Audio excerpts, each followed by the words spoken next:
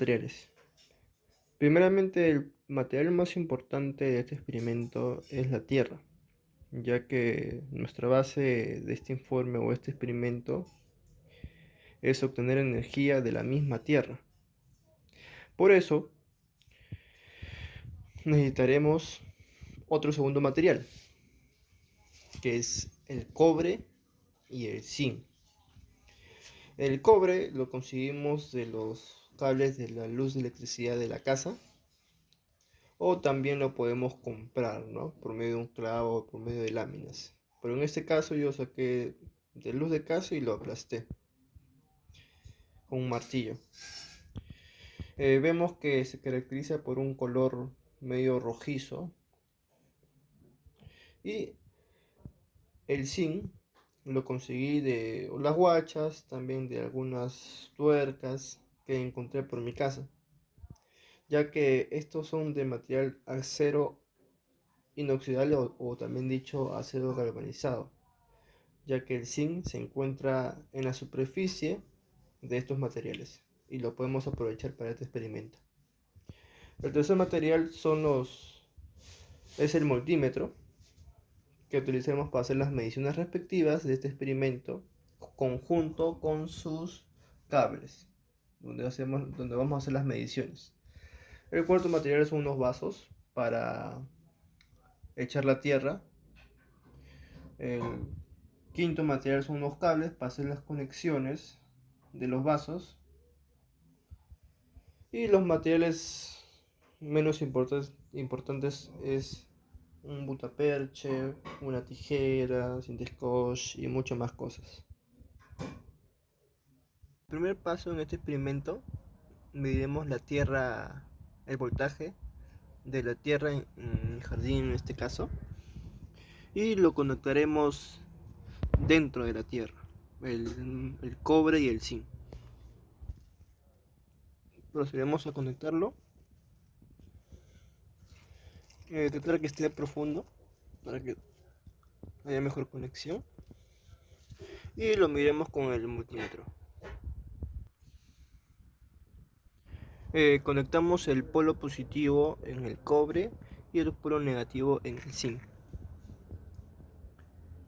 y observamos que el multímetro nos arroja una cantidad aproximadamente entre 600 a 700, pues no, porque poco a poco va a comenzar a subir.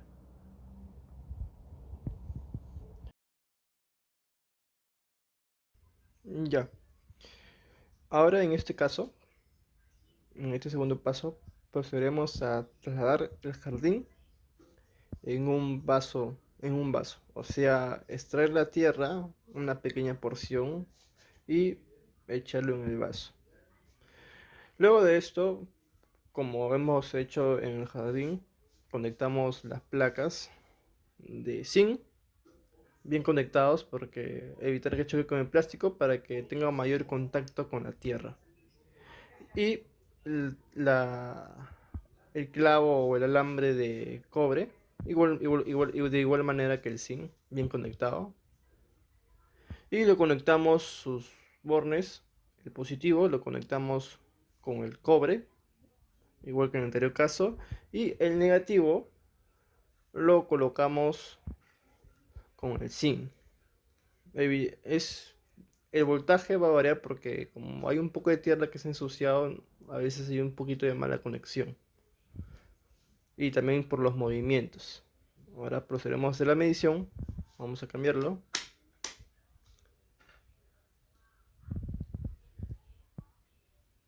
Y vemos que comienza a subir. Hay una mala conexión ahí. Y también es casi igual al anterior, pues, ¿no?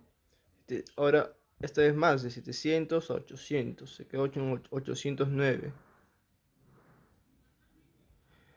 Es 809 milivolts o 0.8 voltios, pues, ¿no? Ahora comenzaremos a medir el voltaje con dos pilas, porque estas son pilas prácticamente porque generan voltaje. Y está guiada más que todo por la pila de Alexander Volta. En el primer caso, igualito que en el primer caso, conectaremos el cobre y el zinc, pero esta vez le haremos un puente de cualquier cable de luz, cable delgado, pequeño, con tal que haya una conexión con el lado, con el lado del cobre. O sea, este es lado positivo, positivo y negativo. Acá sería positivo y acá sería negativo. En este caso, como ya choca, no es necesario de un puente. Y este cable lo retiramos. Mediremos el voltaje, el lado positivo con el cobre y el lado negativo con el zinc. Y nos damos cuenta que mide un voltaje de 1700 aproximadamente milivolts. Ahora miremos el voltaje de 0 a 20 volts.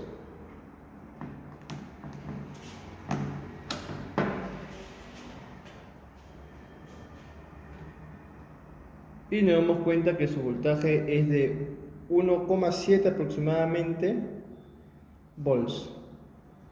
Una buena conexión. Ahí está. 1,78 volts.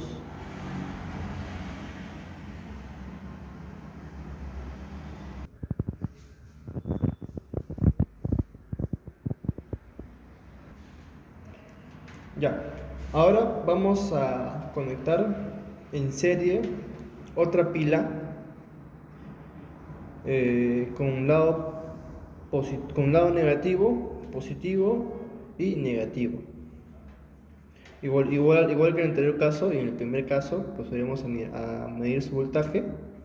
En este caso el cobre es positivo y en este caso también el zinc es negativo. Vamos al multímetro. Nos damos cuenta que su voltaje de 0 a 20 es de 2,83 volts, o sea, es prácticamente casi 3. Mide prácticamente el voltaje de una pila de AAA o AA.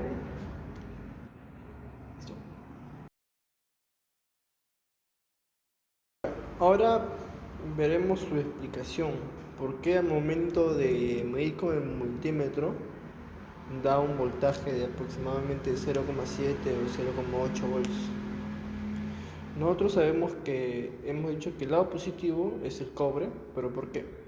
Porque el cobre vendría a ser el cátodo y el lado negativo es el zinc, que actúa como ánodo. El que se oxida poco a poco a través del tiempo es el zinc, o sea, su capa externa. Sus electrones del zinc, el zinc libera 2 electrones y esto fluye a través del electrolito, que es la tierra. Una vez que fluye, el cobre es el reductor, o sea, reduce al zinc. Y como hay un flujo de electrones, hay un movimiento de electrones como concepto básico de la electricidad, esto genera un voltaje o una corriente.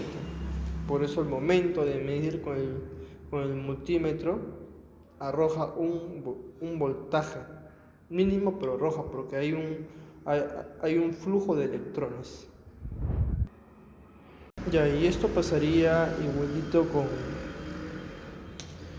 con la primera pila, la segunda pila, la tercera pila y la cuarta pila.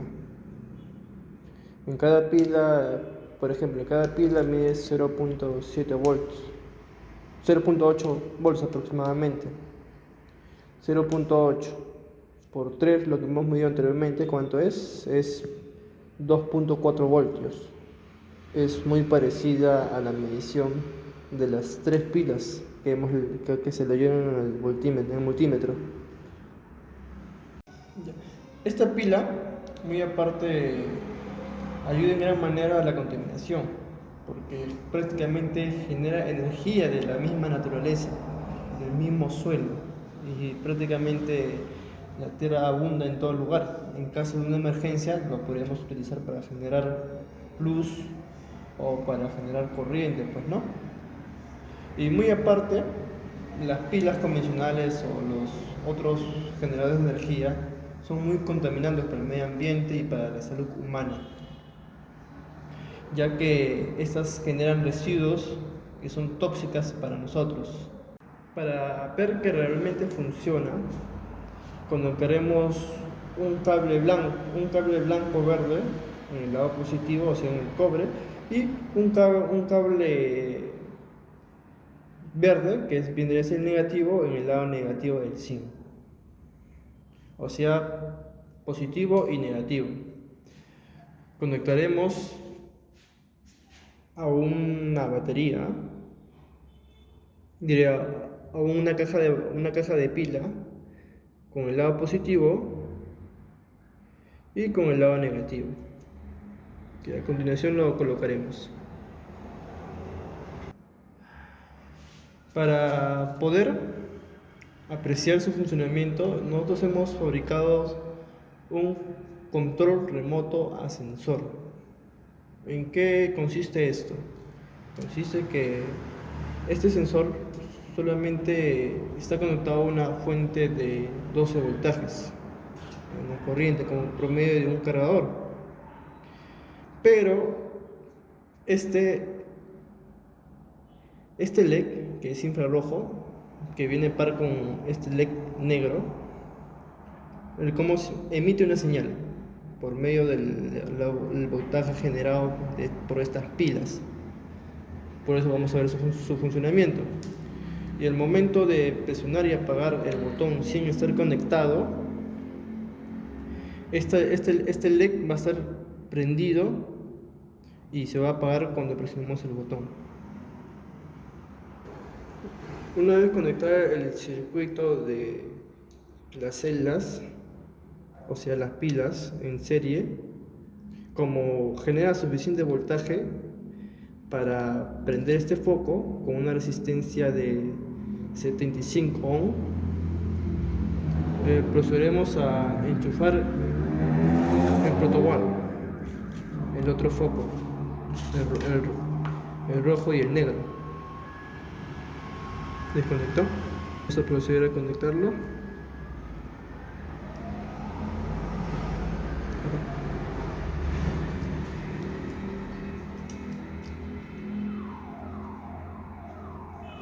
Y ya está ya.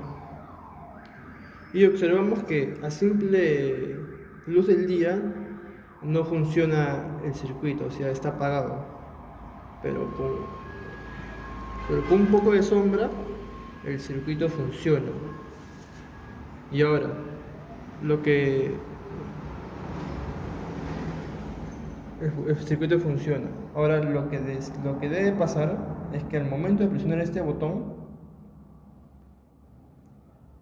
el circuito se apaga. O sea, tenemos un control de este circuito sin ningún tipo de cable que lo conecte. Este vendría a ser una base de un sensor.